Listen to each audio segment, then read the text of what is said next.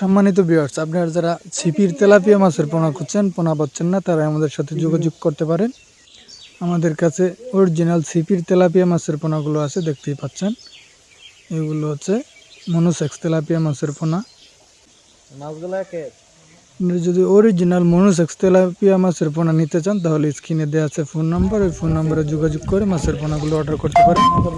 যেমন আমাদের কাছে রয়েছে 500 লাইনের, 100 লাইনের, 1000, 2000, 3000 লাইনের পোনা আমাদের কাছে আছে, দেখতে পাচ্ছেন।